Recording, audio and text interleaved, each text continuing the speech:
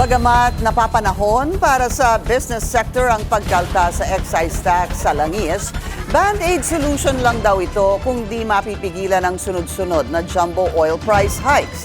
Nagbabalik si Che Sulit para sa detalye. Welcome move para sa business sector, ang bagong lagdang batas na magbibigay sa Pangulo ng emergency powers para tapyasan o alisin muna ang excise tax sa langis. Pero good news man para sa mga negosyante, maaaring hindi pa rin ito sapat, ayon kay PCCI Vice President for Trade and Industry Brian Ang. Anya, sana pag-aralan din ang pagtatanggal ng VAT sa langis at ang pag-revive sa Oil Price Stabilization Fund. Dapat din daw i-repeal na ang oil deregulation law para mas kontrolado at mas mapaghandaan ang biglaang pagtaas ng presyo ng petrolyo.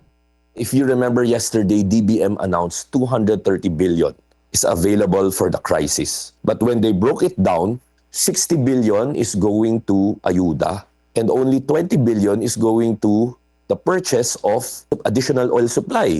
Hindi ba dapat baliktad? Hindi ba dapat a bigger budget is given to the stabilization of oil supply and gradually you reduce ayuda para hindi maging overly dependent yung mga tao sa ayuda? Tingin ni Ang, band-aid solution lang ang pagsuspindi sa excise tax habang patuloy na ramdam ng mga negosyo at consumer ang sunod-sunod na jumbo oil price hikes. Babala rin ni Ang, maaaring lumawak pa ang epekto nito sa ekonomiya mula sa mas mataas na gastos sa fertilizer at transportasyon hanggang sa paghina ng purchasing power ng mga Pilipino. Sang-ayon ang global tax policy expert na si Mona Brea na one step forward ang batas. Pero anya, dapat mas maaga itong ipinatupad. Ayon pa kay Abrea, bukod sa pansamantalang tax relief, kailangan ng bansa ng mga pangmatagalang hakbang. When we are in crisis, it's not just the government who should adjust or who should sacrifice. It's also the private sector. And that I think is the third one. We should have an automatic provision to provide automatic suspension, automatic subsidy, and automatic tax relief for MSMEs and businesses.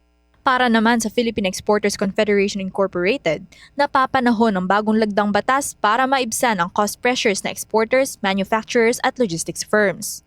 Ayon kay PhilExport President Sergio Ortiz Luis Jr., makakatulong ang tax relief para mapanatili ang competitiveness lalo na ng mga MSME. Makakaiwas din ito sa pass-through costs na karaniwang pasani ng mga consumer. Umaasa ang business sector na may matututunan ang gobyerno sa kasalukuyang sitwasyon para sa mas masusing paghahanda laban sa mga krisis. Para sa agenda, Che Sulit, Billionaire News Channel. Mag-follow sa aming mga social media accounts at mag-subscribe sa aming YouTube channel para sa pinakahuli at eksklusibong mga balita.